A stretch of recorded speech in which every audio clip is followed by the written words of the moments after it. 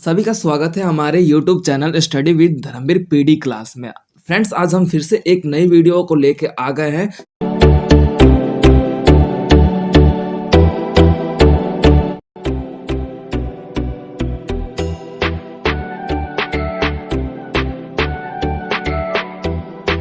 का third year का जो ये कोड है BHDE 142 के बारे में आज डिस्कशन कर लेंगे कि आज हमारा जो सेकंड चैप्टर है इसके बारे में डिस्कशन करेंगे।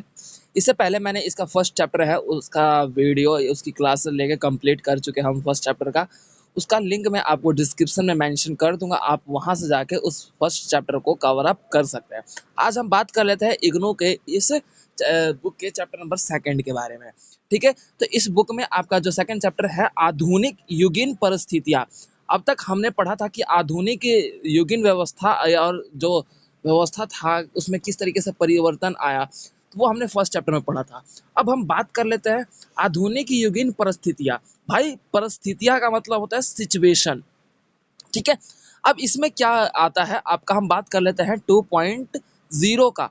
तो ये हमारा उद्देश्य है, यानी कि उद्देश्य की बात कर ली जाए तो इसमें आधुनिक युगीन परिस्थितियों की बात कर लेते हैं। तो इसमें आधुनिक युग की स्थिति कैसी थी, जिसमें आधुनिक युग का विस्तार हुआ या फिर आधुनिक युग का जन्म हुआ, उसके बारे में यहाँ पे ये डिस्कस कर रहा है।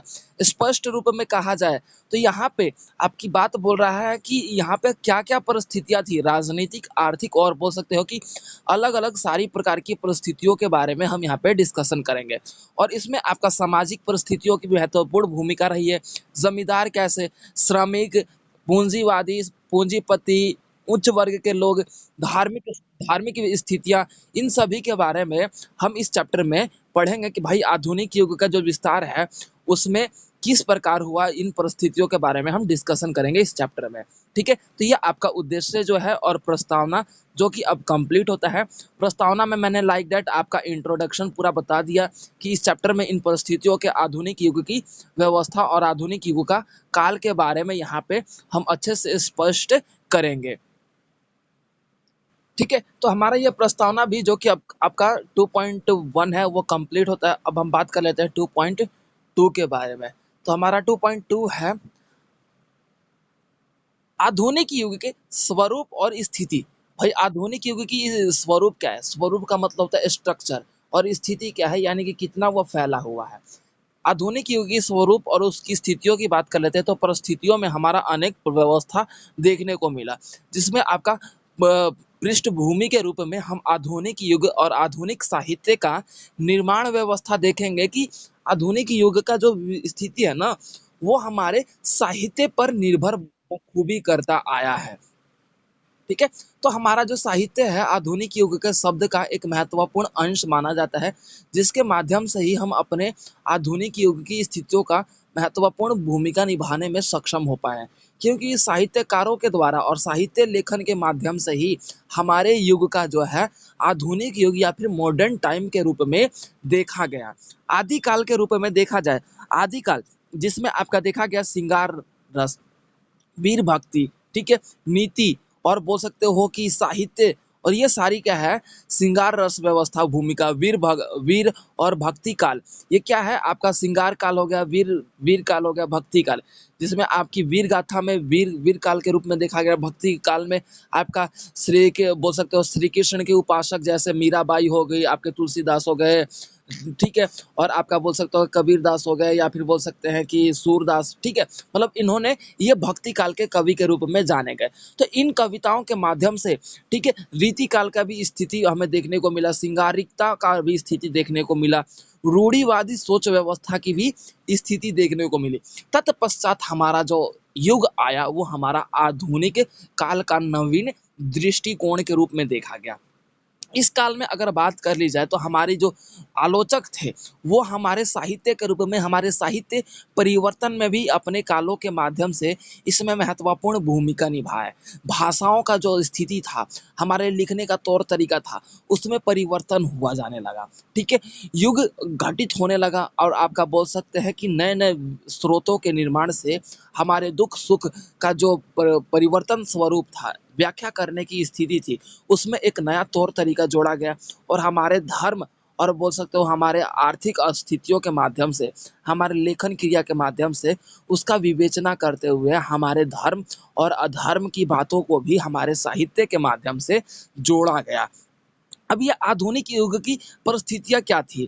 परिस्थितियों की बात कर ली जाए तो इस पे चर्चा हमें ये देखने को मिलता है कि जो मध्यकाल रहा है, मध्यकाल में जो हमारे भारतीय समाज में, हमारे भारतीय व्यवस्था के रूप में हमारे ऊपर ही शोषण हुआ, उस काल की स्थिति को रूप में हमारे आधुनिक काल का निर्माण किया गया, जिसके अंतर्गत एक ऐसा काल है जिसमें हम अपना स्वयं साम्राज्य बनाकर अपने आप का विकास करने में सक्षम हो पाए। अब इसके प्रति हमारे अंग्रेजों का खिलाफ, अंग्रेजों के प्रति रणनीतियों को खत्म करना, अंग्रेजों के प्रति विरोध करना, नीति व्यवस्था में अब बेहतरीन व्यवस्थाओं का सामंजस्य लेके आना, रूढ़िवादी सोच धारा को समाप्त करना, यही तो था हमारा आधुनिक काल की स्थितियों का शुरुआती दौर, जिसमें हम आज बड़े पैमाने पे हम अपने समाज में बखूबी अपने अधिकारों का प्रयोग करते हुए अपने समाज के रूप में, जीवित प्राणी के रूप में अपने आप को सक्षम बनाते हुए अपना विकास करने में सक्षम हो पाए हैं। ये है आपका आधुनिक काल की स्थिति।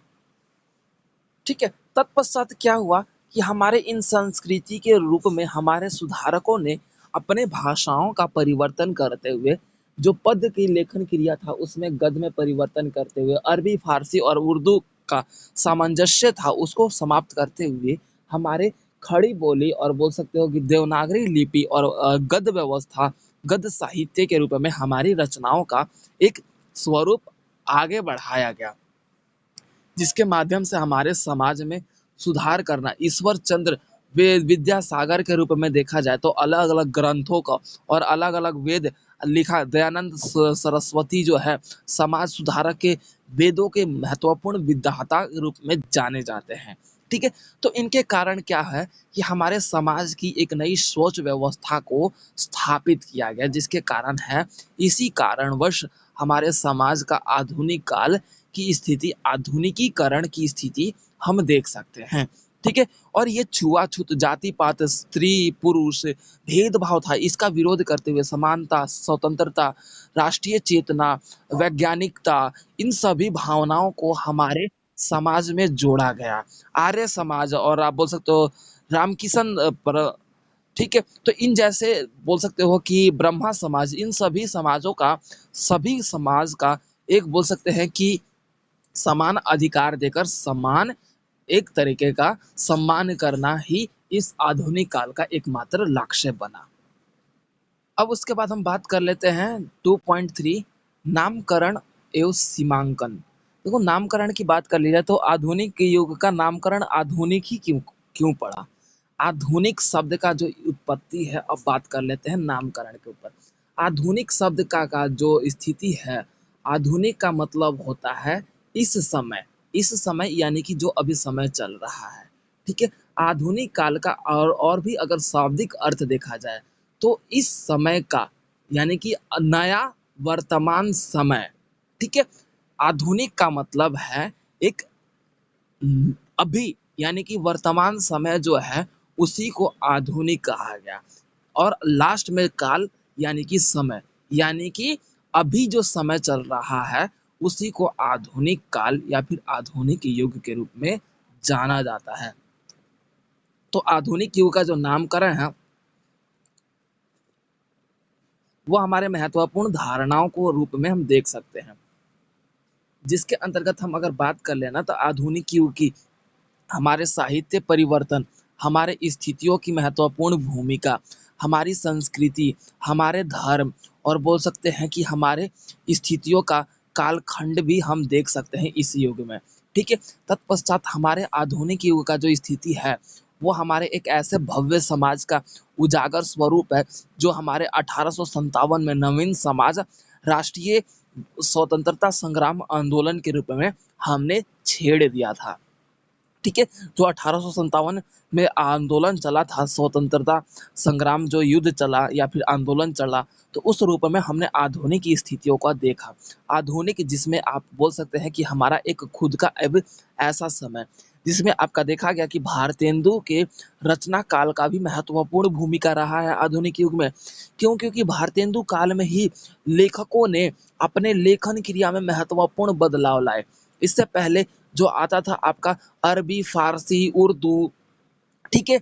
और आपके बोल सकते हो कि पद व्यवस्था में रचनाएँ किया जाता था, जिसको पढ़ना लोगों के कठिन और बोल सकते हो कि क्योंकि उस समय भाई 1857 1868 के आसपास भाई लोग शिक्षित थोड़ी ना थे भारत के। तो कब क्या हुआ? भाई आसान हो उस टॉपिक को पढ़ाने के लिए इन लेखकों के द्वारा लेखन क्रिया में परिवर्तन किया गया, चेंजेस लाया गया। इसी काल को आधुनिक काल के रूप में नामकरण किया गया। ठीक है? आधुनिक भारत का सबसे महत्वपूर्ण घटना कब घटित हुआ? जब अंग्रेजों के खिलाफ हमने रणनीति के बदल व्यवस्था को अपना के उसके खिलाफ हमने क्या किया? जब अपने आप को आगे रखने को सोचा। क्योंकि भाई अंग्रेज हमारे ऊपर शासन कर रहे थे, तो भाई अब हम उनके खिलाफ जब आंदोलन करने लगे, उनका विरोध करने लगे, तो वहीं से हमारे आधुनिक काल का महत्वपूर्ण घटना के रूप में जाना जाता है। अगर इससे पहले भी बात की जाए तो दृष्टिकोण के अनुसार 1757 में जो प्लासी का युद्ध हुआ था, 1764 में जो बक्सर का युद्ध हुआ था, उस वहीं से हमारा अंग्रेजी व्यवस्था का विरोध छिड़ गया था। वहीं से हमने अपने आप को आधुनिक युग के एकमात्र अंश के रूप में अपने आप को एक दीपक की तरह उजारने लगे थे, या फिर बोल सकते हो कि दीपक की तरह अपने आप को जलाने लगे थे। लेकिन ये जो दीपक है 1857 में पूरे भारतवर्ष में महत्वपूर्ण भूमिका के रूप में आगे बढ़ा, जब सबसे पहले 1800 में कलकत्ता विश्वविद्यालय की स्थापना हुई। इस विद्यालय के माध्यम से लोगों को शिक्षा ग्रहण करवाने का जो उद्देश्य था अंग्रेजी शिक्षा का, उस शिक्षा का महत्वपूर्ण फायदा उठाते हुए भारतीय समाज के लोगों ने अपनी शिक्षा व्यवस्था को बेहतर किया, और तब जाके साहित्य कला के लेखकों के द्वारा उस शिक्षा का फायदा उठाते हुए भारत में लोगों में जागरूकता साहित्य के माध्यम से फैलाया जाने लगा। इसी काल के रूप में हमारा पुनर्जागरण की स्थिति, नवीनता, प्रगतिशीलता, वैज्ञानिकता और बौद्धिकता, अस्तित्ववादी, ठीक है, इन सभी धारणाओं को हमने हमारे समाज में देखा। इसीलिए हमारे इस काल को हमने आधुनिक काल के नामकरण के रूप में अपने आप को आगे बढ़ाया, और इसकी जो सीमाएं हैं वो निश्चित ना होकर आज भी हम आधुनिक काल के जिंदगी में अभी अपने आप को देख पा रहे हैं। तो ये था आपका 2.3 जो कि कंप्लीट होता है। अब बात कर लेते हैं हम अपना अगले पॉइंट का। तो हमारा अगला पॉइंट है 2.4, आधुनिक युग की परिस्थितियाँ। आधुनिक युग की परिस्थितियाँ क्या है भाई? आधुनिक युग भारत में शासन करने वाली व्यवस्थाओं का एक ऐसा युग जो आपके मुसलमानों के हाथ से निकलकर हमारे अंग्रेजी सत्ता के रूप में चली गई थी। अंग्रेजी सत्ता के आंदोलन के रूप में हमने आपका एक बोल सकते हैं प्रचंड व्यवस्था में हम अपने अस्तित्व को खोते जा रहे थे। फ्रांसीसियों के रूप में आपका देखा जाता है कि भारत खूब व्यापार कर रहा था। फ्रांसीसी जहांगीर के समय की बात किया जाए, बम्बई, मद्रास, कलकत्ता, ये जो ऐसे क्षेत्र थे जहाँ से व्यापार बखूबी रूप में हमारे भारत को देखा जाए तो लूटने जाने का प्रयास किया जा रहा था। इसी व्यवस्था को ध्यान में रखते हुए आपका देखा गया कि 1757 में प्लासी का युद्ध हुआ, और हमारा बोल सकते हो बंटवारे की स्थिति पैदा हो गई। ठीक है? 1764 में आपका बक्सर के रूप में युद्ध हुआ। उसके बाद 1761 के रूप में अगर देखा जाए तो हैदर अली ने राज्य की स्थापना करते हुए सिखों के द्वारा आपका देखा गया कि 1764 में ये युद्ध स्थिति पैदा हुई। तो इस अवस्था को देखते हुए हम अपने आप में देख सकते हैं कि हमारे भारत में हमारी स्थितियों का, जो हमारी अर्थव्यवस्था, जो हमारा व्यावसायिक गतिविधियाँ है, जो हमारे सामाजिक निर्णय व्यवस्था है, जो हमारे नौकरशाही है, इन सभी का जो स्थिति है ना, हमारे इन्हीं सभी के बाद डगमगाते हुए नज़र आया। नहरों का निर्माण, रेल का निर्माण, तार का निर्माण, डाकघर की सुविधा, ये सारी व्यवस्थाओं का जो है अंग्रेज़ों के द्वारा लेके तो आया गया, लेकिन हमारे बोल सकते हैं कि उनका एकमात्र लक्ष्य ही रहा कि हमारे देश के रूप में, हमारे देश से व्यापारिक स्थितियों को जोड़ते हुए हमारे देश को लूटना ही इनका एकमात्र लक्ष्य रहा। लेकिन इसका सबसे बड़ा फ़ायदा भी देखने को मिला कि इन इन अंग्रेज़ों की स्थिति के माध्यम से ही हमारे सड़कों का नहरों का रेल या फिर तार डाक जैसे सेवाओं का भी सुविधा हमारे देश में आगे बढ़ पाया। उसके तत्पश्चात आपका देखा जाता है कि अब हम परिस्थितियों के एक-एक परिस्थितियों के बारे में बात कर लेते हैं। तो हमारा परिस्थितियाँ हैं 2.1 राजनीतिक परिस्थितियाँ। देखो राजनीतिक परिस्थितियाँ की बात कर ली जाए तो यूरोपीय जातियों का जो आपका बोल सकते हो कि प्रदर्शन व्यवस्था रहा है, जिसमें आपका देखने को मिला कि 15वीं शताब्दी के अंतिम चरण यानी कि कुछ समय मतलब उसका जो एंड ऑफ द टाइम था उसके आसपास की बात बोल रहा है।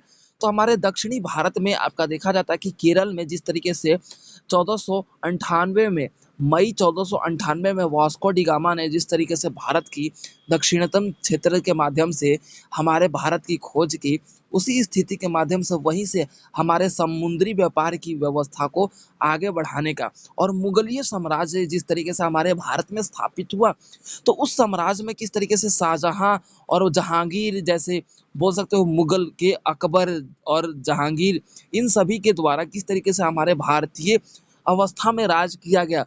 उसके बाद शिवाजी की शासनकाल 1667 यानी कि 1666 में आपका देखने को मिला कि पुर्तगालियों के द्वारा भारत के दक्षिणतम शक्ति को बढ़ाते हुए हमारी स्थितियों को महत्वपूर्ण भूमिका के रूप में देखा गया और पुर्तगालियों के माध्यम से जो हमारी स्थिति हो रही थी स्थितियों में देखने को मिला जिसके अंतर्गत हम ये देख सकते हैं कि इन्हीं सभी कारणों से राजनीतिक परिस्थिति हमें देखने को मिला और हमारे आधुनिक युग की जो विस्तार है हम बखूबी देख सकते हैं कि इनके बाद मुगलों के बाद डच आया, फ्रांस आया और आपके अमेरिकी कंपनी आया, यूरोपीय कंपनी आया।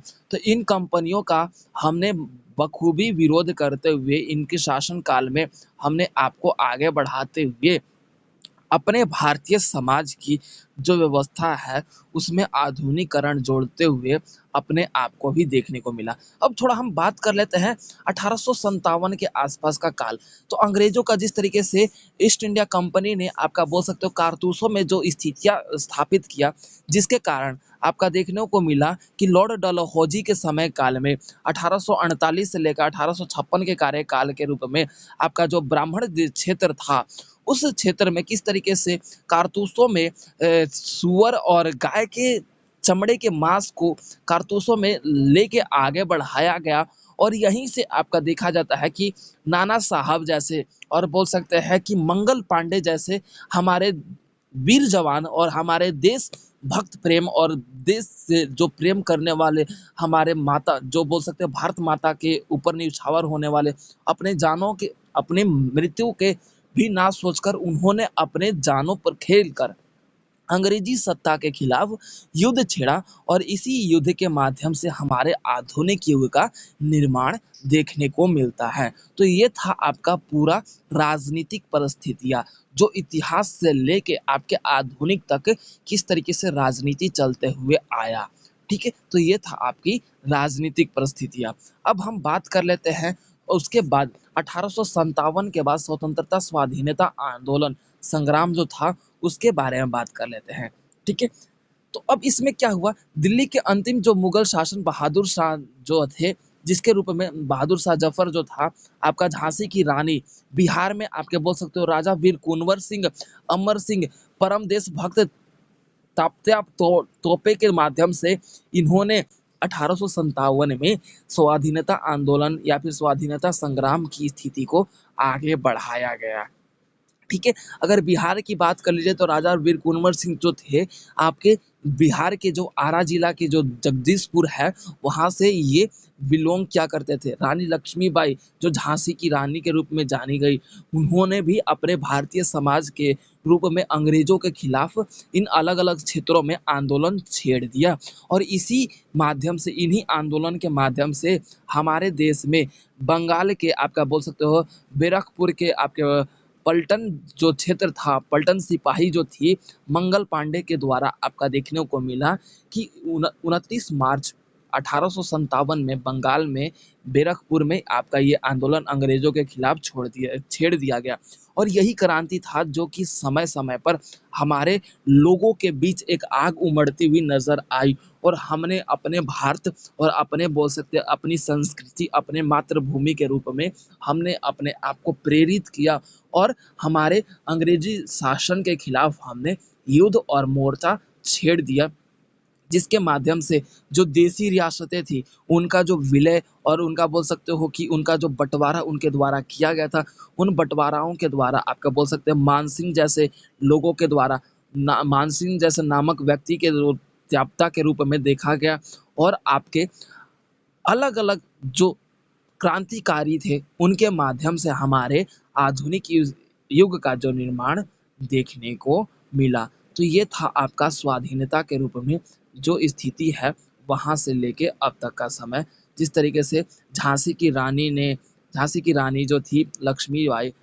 उन्होंने भी अपने क्षेत्र में अपने अंग्रेजी भारतीय व्यवस्था का उखाड़ फेंकने और बोल सकते हो कि जिस तरीके से उनका नारा आप देखते हैं, तो इन्हीं स्थितियों के माध्यम से हम ये देखते हैं कि इनके माध्यम से ही हमारे जो आधुनिक युग का निर्माण है, उसी को हम ऐसे देखते हैं जिसमें आपका राजनीति की महत्वपूर्ण भूमिका है, जो आधुनिक युग की परिस्थितियों का निर्माण करने का कारण बनता है। ये था आपका राजनीतिक परिस्थिति, ओनली राजनीतिक परिस्थिति।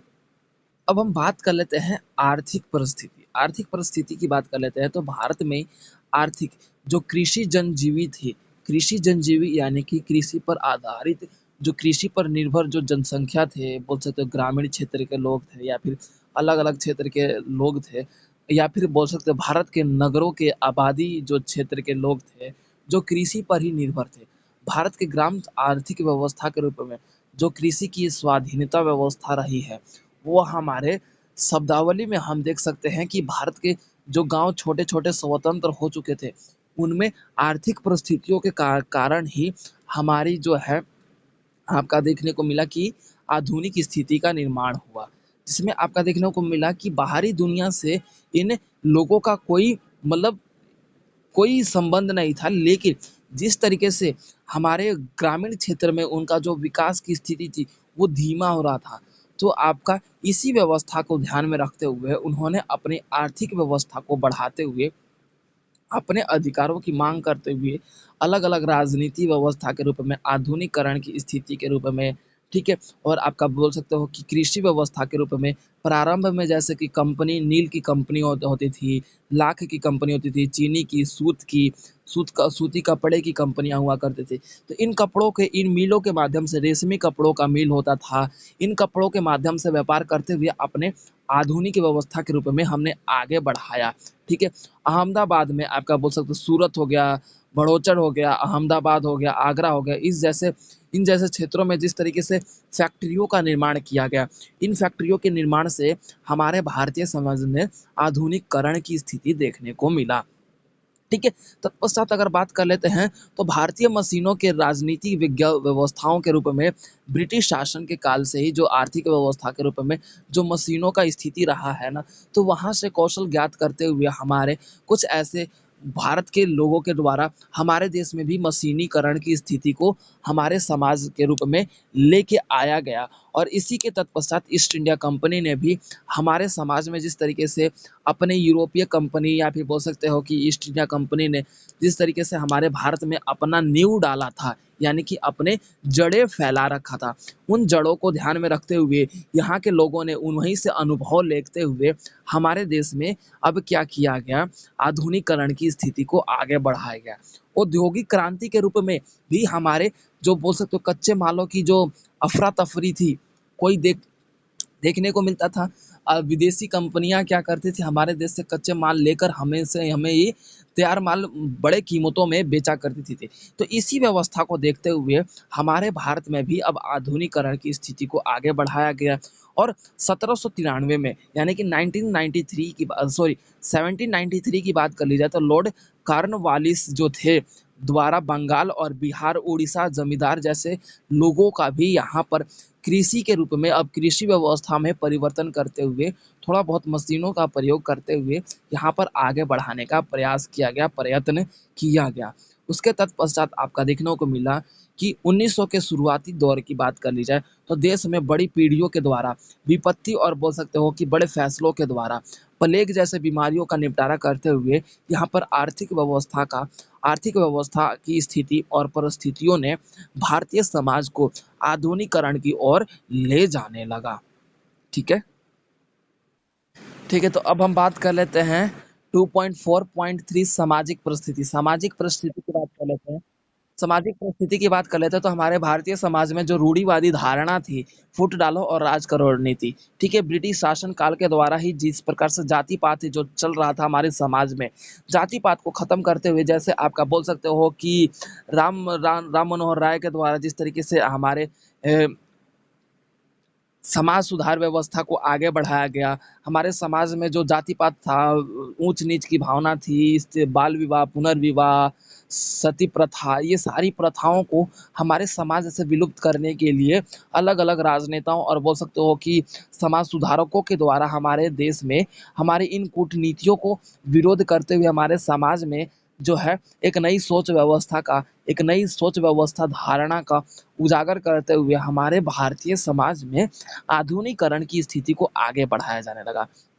ठीक है, साहित्य के माध्यम से भी हमारे समाज की जो स्थिति है उसको बुराइयां करते हुए साहित्यकारों ने भी समाज को सुधारने का काम किया। वकील, एजुकेटेड लोग जो थे और इत्यादि लोग थे, इन्होंने भी अपनी भूमिका के माध्यम से समाज में एक नई सोच व्यवस्था को उजागर करने का प्रयास किया गया और इसी इसी व्यवस्था के रूप में एक ऐसे सोसाइटी का निर्माण करने का प्रयास किया जा रहा था जो पूर्ण रूप से आपका बोल सकते हो कि इन सभी रूढ़िवादी धारणाओं से मुक्त हो, इन सभी सोच व्यवस्था से मुक्त हो, जो जाति पात, ऊंच नीच, जो गरीब अमीर जो भावना थी, छुआछूत था और आपके सती प्रथा, बाल विवाह, पुनर्विवाह, ये सारी धारणाओं जो समाज में चल रही थी, समाज में उन सभी सोच व्यवस्था को यहाँ पर खत्म करने का प्रयास अलग अलग साहित्यकार, अलग अलग लेखककार और समाज सुधारकों के द्वारा ये कार्य संभाला गया। तब जाके हमारे आधुनिक काल की स्थिति को निर्माण करने का भूमिका देखने को मिला। अब उसके बाद हम बात कर लेते हैं 2.4.4 धार्मिक परिस्थिति। धार्मिक परिस्थिति की बात कर लेते हैं, तो हमारे हिंदू धर्म जो है वो नाश हो रहा था। किसके कारण? भाई हमारे अंग्रेजी शासन के कारण। भाई अंग्रेजी शासन क्या कर रहा था भाई? हमारे भारतीय सोच व्यवस्था को समाप्त कर रहा था। अंग्रेजी शिक्षा लाकर हमारे हिंदी शिक्षा का बहिष्कार कर रहा था। हमारे भारतीय भाषा का जो है तिरस्कार कर रहा था। इसी सोच व्यवस्था के माध्यम से अंग्रेजी सरकार ने हमारे जो धर्म थे उनका विनाश करते हुए अपने अपने अनुसार अपने कानून व्यवस्था को आगे बढ़ाने का प्रयास किया गया। इसके तत्पश्चात हमारे अगर इसी की बात कर लेते हैं, तो ब्राह्मण समाज, आपका बोल सकते हो प्रार्थना समाज, आर्य समाज और बोल सकते हो रामकिशन मिशन, इन सभी समाजों के माध्यम से जो है हमारी सोच व्यवस्था को आगे बढ़ाया और इसके माध्यम से हमारी जो अंग्रेजी शिक्षा व्यवस्था था उसका विरोध करते हुए हमारे साहित्यकार, हमारे लेखकों के द्वारा, समाज सुधारकों के द्वारा हमारे धर्म व्यवस्था को बचाए रखने और हिंदू समाज की स्थापना करने के रूप में हमारे रामकृष्ण के रूप में भी आपका देखने को मिला। रामकृष्ण जिस तरीके से हमारे शिष्य स्वामी विवेकानंद जो विश्व धर्म के संसद के रूप में जाने जाने लगे, ठीक है, इनके द्वारा हमारे भारतीय समाज की जो धार्मिक स्थिति है उसकी रक्षा करते हुए हिंदू धर्म की स्थापना हमारे भारतीय समाज में किया गया। ठीक है, और इसी गौरव के रूप में हमारे आधुनिकरण की स्थिति धार्मिक परिस्थिति के रूप में देखा जाने लगा। क्लियर है? अब उसके बाद हम बात कर लेते हैं सांस्कृतिक परिस्थितियाँ। सांस्कृतिक परिस्थितियाँ की बात कर लेते हैं, तो मूल चेतना के अनुसार देखा जाए तो भारतीय समाज में जो हमारे यूरोपीय कंपनी थी उन कंपनियों के द्वारा हमारे सांस्कृतिक व्यवस्था के रूप में, हमारी सांस्कृतिक परिस्थितियों के रूप में हमारी जो राजनीतिक चल रहा था भेदभाव, और इसी रूप में आपका देखने को मिला कि हमारी संस्कृति के रूप में यहाँ पर क्या है कि धर्म के लेकर, संस्कृति को लेके अंग्रेजों का जो सत्तारूढ़ व्यवस्था था उसको स्थापना दिया गया। लेकिन क्यों? क्योंकि भाई अब यहाँ पे क्या किया गया, समाज में फूट डालने लगे कि भाई अपनी संस्कृति को महत्व दो, अपनी संस्कृति को महत्व दो। इसी फूट का फ़ायदा उठाते हुए अंग्रेजी सरकार ने हमारे देश का जो संस्कृति है उसका विलोपन करने का प्रयास किया। विलोपन यानी कि मतलब विलुप्त करने का प्रयास किया गया, ठीक है? तब जाके सूत्र पात्र के रूप में देखा गया, सूत्र पात्र के रूप में देखा जाए तो यानी कि सॉल्यूशन के रूप में देखा जाए तो नवीनता और प्राचीनता के माध्यम से जो हमारे बौद्धिक व्यवस्था, जो बौद्धिक वैचारिक थे, जो ब्राह्मण समाज थे, ठीक है? और आपके बोल सकते हैं कि वेद समाज था, दव समाज था, आर्य समाज था। इन्हीं सभी समाजों के रूप में हमारी स्थापना करते हुए हमारी भारतीय व्यवस्था की अखंडता और बोल सकते हो संप्रभुता को बचाए रखने का प्रयास संस्कृति के रूप में, जागरण के रूप में किया गया और लेखकों और ऐतिहासिक साहित्यकारों के रूप में हमारे संस्कृति को बचाने का प्रयास किया गया। तब जाके हमारे आधुनिक युग की स्थिति की परिस्थिति पैदा हुई। ठीक है? क्लियर हो गया? अब उसके बाद हम बात कर लेते हैं 2.5 साहित्य, संगीत एवं अन्य कलाएँ। साहित्य, संगीत और अन्य कलाएँ के रूप में देखा जाए तो आधुनिक काल में हमारे साहित्य के रूप में हम अपने संगीत और अपनी भाषा का अब अत्यधिक प्रायोरिटी देने लगे। भाई क्यों? क्योंकि भाई हम पता चल गया कि भाई अंग्रेजी सरकार, जहांगीर, शाहजहाँ, अकबर, ठीक है? इन जैसे बोल सकते हो मुगलीय क व्यवस्था था, तो उन व्यवस्थाओं के रूप में हम अपनी संस्कृति को हमारी अंग्रेजी साम्राज्यवादी की स्थापना हुई, उसकी सत्तावादी व्यवस्था, उसकी जो रूढ़िधारा सोच थी, ठीक है? तो उन सोच व्यवस्था को हमने क्या किया, अब अपने साहित्य के रूप में उसका क्या है, विरोध करने लगे, ठीक है? ताकि और अपने साहित्य के रूप में समाज में चेष्टा और चेतना को उजागर किया जाने लगा। लोगों को अपने साहित्य के माध्यम से मोटिवेट किया जाने लगा। साहित्य में बड़ी तेज़ी आई। सरल भाषाओं में लिखते हुए समाज की नई सोच व्यवस्था के रूप में, धारणा के रूप में आगे बढ़ाया जाने लगा।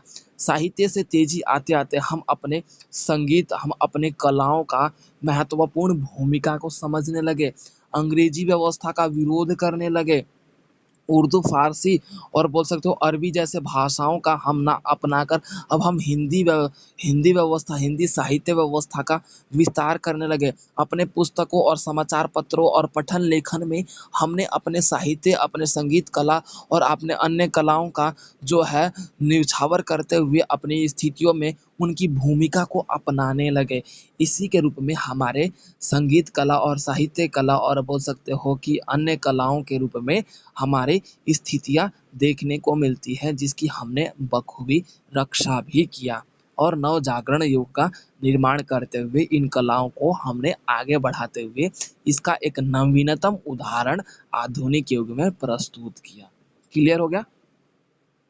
अब उसके बाद हम बात कर लेते हैं 2.6 राष्ट्रीय चेतना का विकास। भाई राष्ट्रीय चेतना का विकास कब हुआ? सबसे पहले जानते हो कब हुआ? जब आधुनिक युग में आपका आंदोलन कब हुआ? 1857 में। ये क्रांति हुआ ना, इस युग में हमने अपनी राष्ट्रीय चेतना को महसूस किया, अपनी स्वतंत्रता को महसूस किया।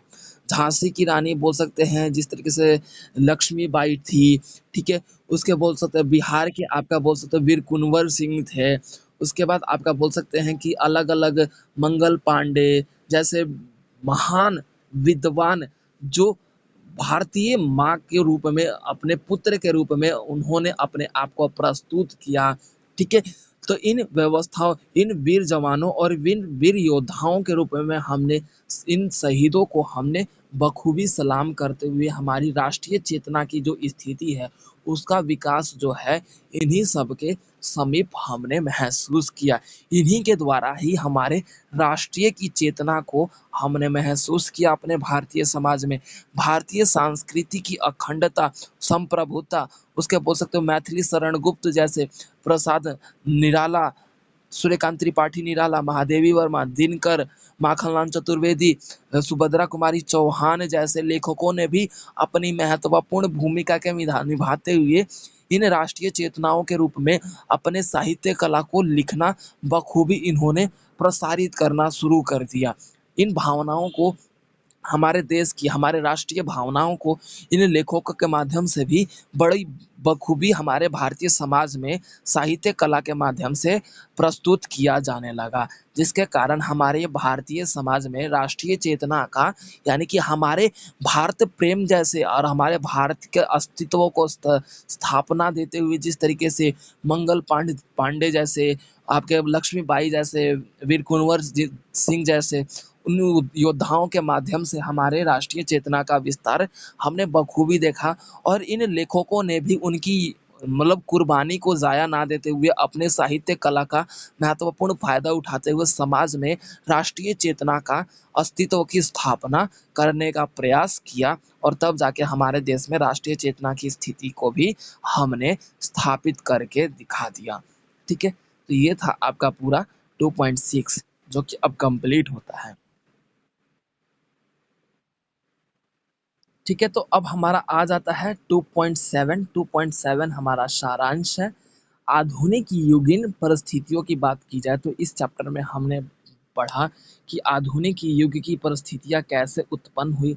सामाजिक, आर्थिक, राजनीतिक, धार्मिक परिस्थितियों के बारे में हमने ज़िक्र किया कि इन्हीं परिस्थितियों के कारण हमारे आधुनिक युग का निर्माण और बोल सकते हो परिस्थितियों का जन्म हमने देखा। ठीक है? और इनमें हमने साहित्य, कला, अंग्रेजी शासन व्यवस्था का विरोध भी बखूबी देखा। तो ये था आपका चैप्टर नंबर 2 जो कि कंप्लीट होता है। 2.8 आपका शब्दावली है और कुछ उपयुक्त पुस्तकें के रूप में आपके जो प्रश्न है जो ये आपका आप खुद भी देख सकते हैं। ठीक है? तो ये आपका चैप्टर नंबर 2 कंप्लीट होता है। इससे पहले मैंने आपको फर्स्ट चैप्टर करवा दिया था, उसका लिंक मैं आपको डिस्क्रिप्शन में मेंशन कर दूँगा। आप वहाँ से जाके उस फर्स्ट चैप्टर को भी क्लियर कर सकते हैं। ओके स्टूडेंट, तो मिलते हैं अपने नेक्स्ट सेशन में एक नई क्लास, नए चैप्टर।